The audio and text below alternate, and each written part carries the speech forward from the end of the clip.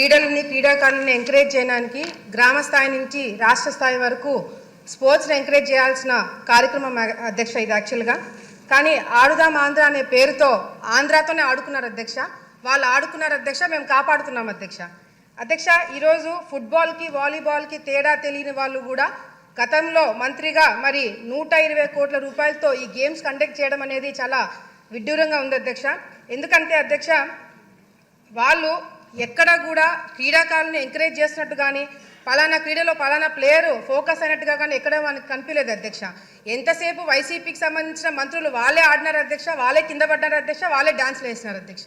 అంతేగాని క్రీడాకారులను ఎంకరేజ్ చేసినట్టుగా కూడా ఎక్కడ కూడా ఎవరు ఫోకస్ కాలేదు అధ్యక్ష. మిగతా స్కామ్లకి ఈ స్కామ్కి తేడా ఏంటంటే అధ్యక్ష, మిగతా స్కామ్లకి మనము ప్రజల్ని మోటివేట్ చేసి వాళ్ళని జరిగిన కార్యక్రమాలు వాళ్ళకి ప్రెస్ మీట్ల ద్వారానో ఇంకొక ప్రోగ్రాంల ద్వారా వాళ్ళకి చెప్పాల్సిన అవసరం ఉండింది అధ్యక్ష.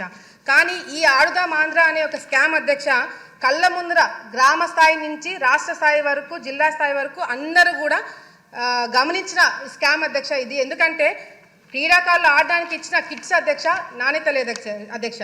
ఫస్ట్ బాల్కే బ్యాట్ ఇరిగిపోయినాయి అధ్యక్ష.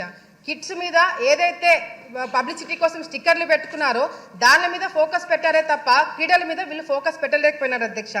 అంతేకాకుండా అధ్యక్ష ఈ మెయిన్ కాన్సెప్ట్ వచ్చేసి సచివాలయం నుంచి గ్రామ స్థాయి నుంచి మండల స్థాయి నుంచి జిల్లా స్థాయి నుంచి రాష్ట్ర స్థాయి నుంచి గేమ్స్ కండక్ట్ చేసి ఆ గేమ్స్ ద్వారా వచ్చిన వాళ్ళకి food, transport, accommodation, kits, ground arrangements ఇవన్నీ కూడా చూసుకోవడానికి దాదాపుగా 120 కోట్ల రూపాయలు ఖర్చు పెట్టారు అధ్యక్ష.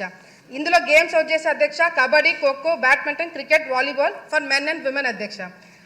ఇక్కడ మిస్యూజ్మెంట్ ఆఫ్ ఫండ్స్ ఎక్కడ జరిగినాయంటే అధ్యక్ష ఇప్పుడు మేము అడిగిన క్వశ్చన్లకు కూడా ఎక్కడైనా అవినీతి జరిగిందా దాని డీటెయిల్స్ అడిగినాం అధ్యక్ష. మంత్రి గారు కేవలం ఎక్కడెక్కడ ఖర్చు పెట్టారో దాని గురించి డీటెయిల్స్ ఇచ్చారే తప్ప ఎక్కడ అసలు అవినీతి జరిగిందా లేదా అనే క్లారిటీ కూడా మాకు ఇంకా ఇవ్వలేదు అధ్యక్ష.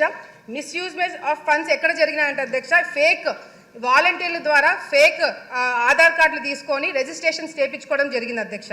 కిట్స్ ఏదైతే ఉన్నాయో అవి ఫేక్ కిట్స్ అధ్యక్ష, నాణ్యత లేని కిట్స్ ఇవ్వడం జరిగింది అధ్యక్ష. పబ్లిసిటీ కోసము 35 కోట్ల రూపాయలు ఖర్చు పెట్టారు అధ్యక్ష. కేవలం ఈ స్టిక్కర్లకి అదేవిధంగా సోషల్ మీడియాకి హోర్డింగ్స్కి 35 కోట్ల రూపాయలు ఖర్చు పెట్టడం జరిగింది అధ్యక్ష. విన్ అయిన వాళ్ళకి అధ్యక్ష ఎవరైతే గెలిచారో first prize, second prize, third prize వాళ్ళకి డబ్బులు ఇస్తామని 12 కోట్ల రూపాయలు ఖర్చు పెట్టారని చెప్పారు అధ్యక్ష. వాళ్ళకి ఇంకా అకౌంట్లలో చాలా మందికి డబ్బులు పడలేదు అధ్యక్ష ఇంతవరకు కూడా. అదేవిధంగా అధ్యక్ష విశాఖపట్నంలో క్లోజింగ్ సెరమనీ అంటే అధ్యక్ష ఫస్ట్ 2 కోట్ల రూపాయలు శాంక్షన్ చేయించారు అధ్యక్ష. అది సరిపోతున్నట్టు మళ్ళీ ఒక 3-4 కోట్ల రూపాయలు శాంక్షన్ చేయించుకొని అధ్యక్ష చాలా పెద్దగా చేశామని చెప్పి మరి వాళ్ళ రిపోర్ట్లోనే లేజర్ షోస్ అంటే అధ్యక్ష ఫారెన్ నుంచి ఆర్టిస్టులను పిలిపించారు అధ్యక్ష. మరి ప్రైవేట్ సెక్యూరిటీని పెట్టుకున్నారంట అధ్యక్ష. మన రాష్ట్రంలో మన కళాకారులు ఉండగా ఇతర దేశాల నుంచి కళాకారులు ఎందుకు పిలిపించారనేది కూడా మాకు అర్థం కావట్లేదు అధ్యక్ష. మరి అదేవిధంగా ప్రైవేట్ సెక్యూరిటీ ఎందుకు పెట్టుకున్నారో అర్థం కావట్లేదు అధ్యక్ష. గవర్నమెంట్ ప్రోగ్రామ్కి ప్రైవేట్ సెక్యూరిటీ వాళ్ళని ఎందుకు నియమితం చేసుకున్నారనేది కూడా క్లారిటీ ఇవ్వాల్సిన అవసరం ఉంది అధ్యక్ష. వీళ్ళు ఇచ్చిన ఫైనల్ రిపోర్ట్లోనే అధ్యక్ష విలేజ్ సచివాలయంలో 15,000 సచివాలయం పార్టిసిపేట్ చేస్తే 35 లక్షల మంది ఆడియన్స్ చూడడానికి వచ్చారంట అధ్యక్ష.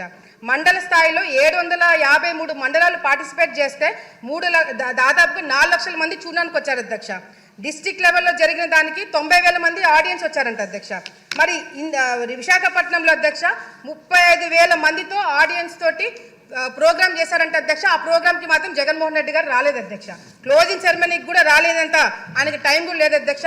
అంతేకాకుండా అధ్యక్ష నేను శాప్ చైర్మన్ గారు మరి రవి నాయుడు గారితో మాట్లాడారు అధ్యక్ష. నేను ఆయనతోటి మాట్లాడినప్పుడు కూడా ఆయన ఒకటే ప్రశ్న అడిగినారు అధ్యక్ష. విశాఖపట్నంలో కండక్ట్ చేసిన గేమ్స్ ఏవైతే ఉన్నాయో దానికి పార్టిసిపేట్ చేసిన వాళ్ళు ఎంతమంది, విన్నర్స్ ఎంతమంది, వాళ్ళ ఆధార్ కార్డులు ఏంటి, వాళ్ళ డీటెయిల్స్ ఏంటి, వాళ్ళ అకౌంట్లో డబ్బులు పడ్డా లేదా అని చెప్పి అడిగితే అధ్యక్ష ఆయన చైర్మన్గా ఎక్కక ముందే రికార్డ్స్ అన్ని డిలీట్ అయినాయని చెప్పి చెప్పడం జరుగుతుంది అధ్యక్ష. ఇది చాలా చాలా దారుణం అధ్యక్ష. దీని మీద కంపల్సరీ ఎంక్వైరీ పెట్టించాలి అధ్యక్ష. ఆల్ ఇండియా స్టూడెంట్ ఫెడరేషన్ వాళ్ళు శాప్ చైర్మన్ గారికి లెటర్ రాశారు అధ్యక్ష. దీంట్లో అవినీతి జరిగింది, మీరు యాక్షన్ తీసుకోమని చెప్పి మరి రాస్తే అధ్యక్ష అదేవిధంగా శాప్ చైర్మన్ గారు మరి చంద్రబాబు నాయుడు గారి ఆదేశాల మేరకు కూడా మరి సిఐడికి విజిలెన్స్కి కంప్లైంట్ ఇస్తే అధ్యక్ష కంప్లైంట్ ఇచ్చిన తర్వాత సిఐడి వాళ్ళు వచ్చారంట అధ్యక్ష. సిఐడి వాళ్ళు వచ్చి కేవలం ఒకే ఒక రోజు మరి ఇన్స్పెక్షన్ చేశారంట అధ్యక్ష. ఈనాడులో ఫ్రంట్ పేజ్లో వచ్చింది అధ్యక్ష. ఆంధ్రప్రదేశ్ అక్రమాలపై విచారణ తూచని చెప్పి ఈనాడులో వచ్చింది అధ్యక్ష. ఒక్కరోజు ఇన్వెస్టిగేషన్ నిజంగా జరిగిందా, అసలు సిఐడి వాళ్ళు ఈ కేసు టేకప్ చేస్తారా లేదని కూడా మరి మంత్రి గారు క్లారిటీ ఇవ్వాలి అధ్యక్ష. మెయిన్గా అధ్యక్ష ఈరోజు ముఖ్యంగా అధ్యక్ష ఇది 120 కోట్ల రూపాయలు స్కామ్ కాదు అధ్యక్ష. దాదాపుగా నాకు వచ్చిన ఇన్ఫర్మేషన్ మేము డెప్త్గా వెళ్ళి కనుక్కుంటే అధ్యక్ష దాదాపుగా 400 కోట్ల రూపాయలు స్కామ్ జరిగిందనేది కూడా బయటికి వస్తుంది అధ్యక్ష ఎంక్వైరీ పెట్టిస్తే. ఎందుకంటే కేవలము శాప్ తరపు నుంచి స్పోర్ట్స్ అథారిటీ నుంచి కాకుండా అధ్యక్ష డిస్ట్రిక్ట్ ఫండ్స్ కూడా దీనిలో వాడినారని చెప్పి మాకు ఇన్ఫర్మేషన్ వచ్చింది అధ్యక్ష.